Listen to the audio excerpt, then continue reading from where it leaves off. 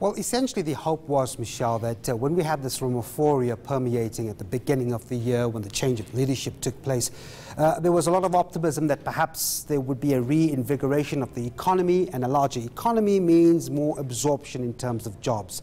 We've seen a depressing number in the first quarter. We thought or we hoped that number would change, but that's what you have on your screen there. If we could just bring it up, 27.2%. That's the unemployment rate, and it is in between April and June 2018.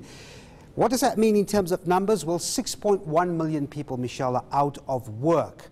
And if you consider the broader definition of unemployment, that number goes well in excess of 36%. It means that over 9 million people are out of work. The biggest job shedding took place in the manufacturing sector. 108,000 jobs were shed in the manufacturing sector. Again, we must point out that this is an industry in which government had hoped that perhaps we could get some jobs being installed, but unfortunately that wasn't the case. You look at the trade sector, 58,000 jobs were lost there.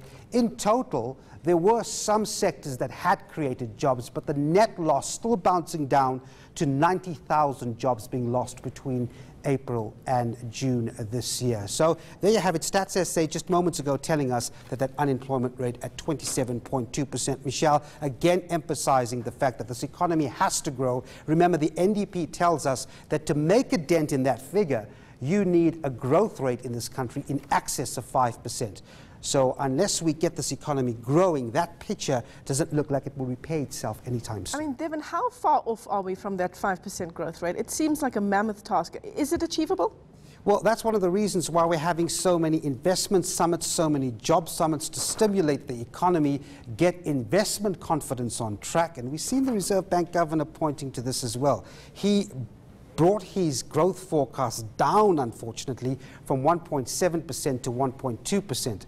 Again, it tells you that if that growth rate doesn't go up from 1.2% as expected to that 5%, and if we don't get business to invest, factories to expand, more activity to unfold itself, then of course the jobless rate doesn't get better. It seems like we're